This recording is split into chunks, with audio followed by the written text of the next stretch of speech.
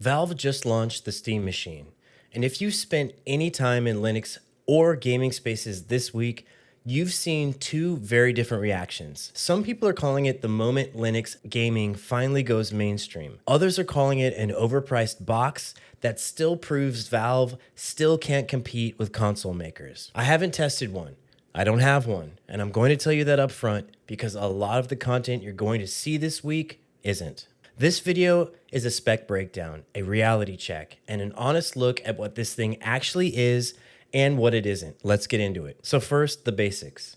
The Steam Machine is a small form factor PC about 6 inches on each side.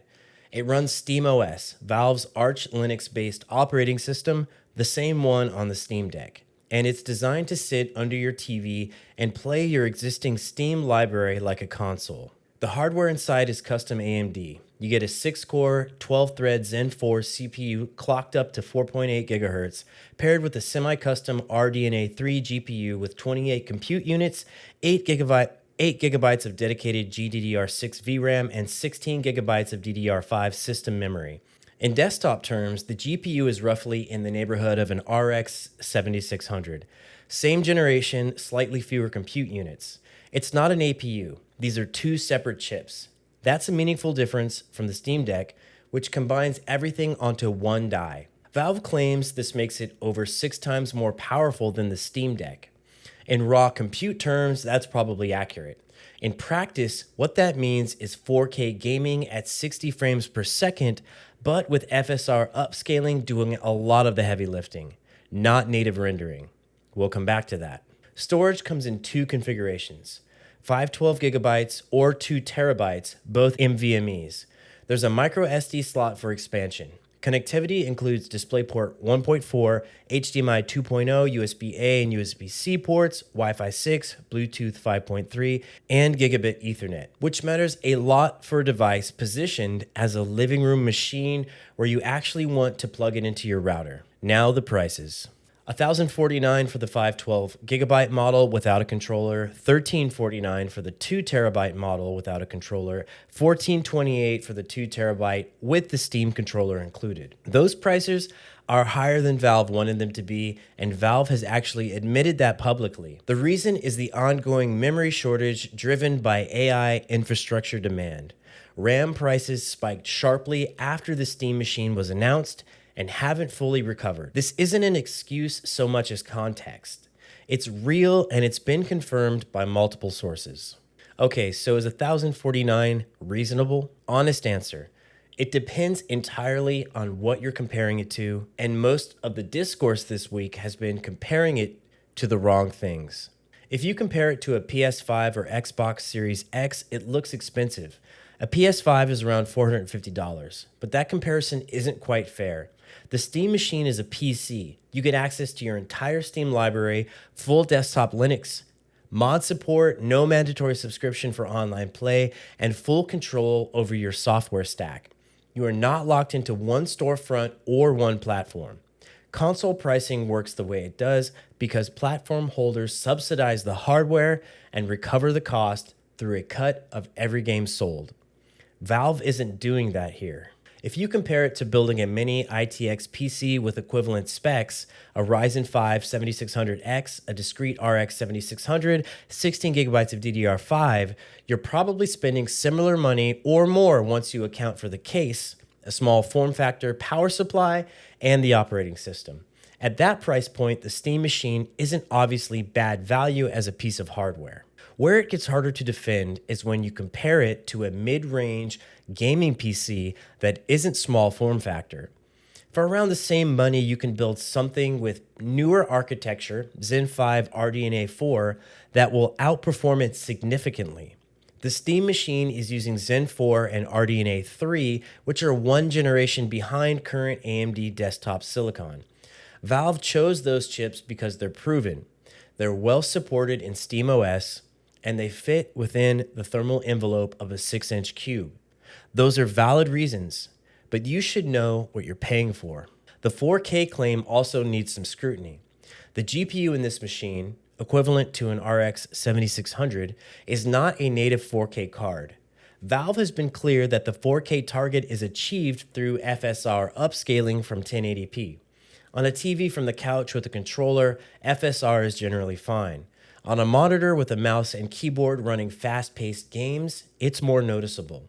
That's not deception from Valve, but it's something that's gotten lost in some of the hype coverage this week. So here's why I want to push back on the pessimistic take, because I think some of the criticism is also missing the bigger picture.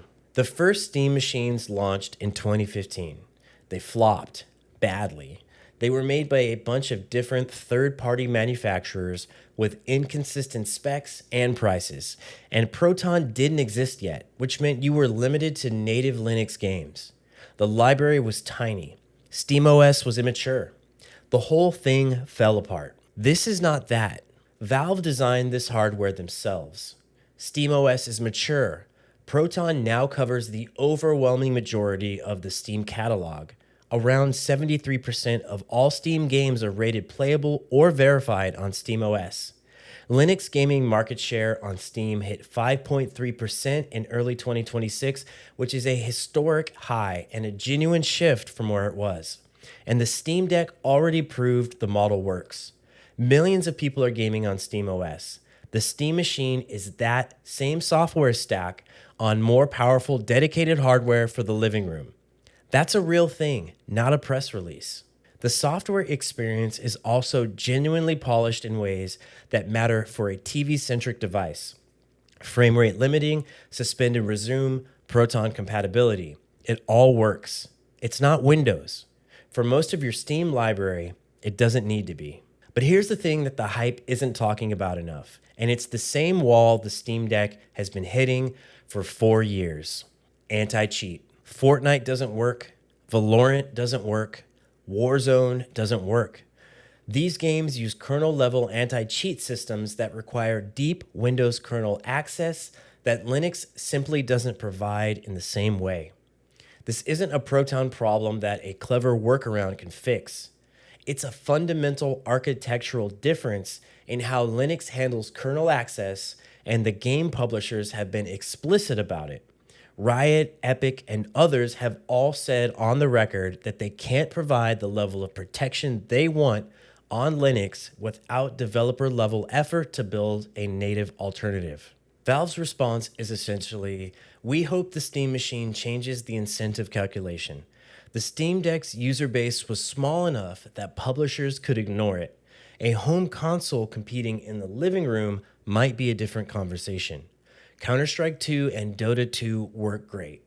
Marvel Rivals works. ARC Raiders works. But 8 of the top 10 most played games on Steam still don't run properly on SteamOS. That's the honest ceiling right now. If you play single-player games or co-op games or titles outside that competitive shooter ecosystem, the Steam machine is genuinely compelling. If you live in Valorant or Fortnite or Warzone, this is not your device, at least not yet. So who is this actually for? If you're a Steam Deck owner who loves SteamOS and wants a more powerful version of that experience connected to a TV, this is a very natural fit.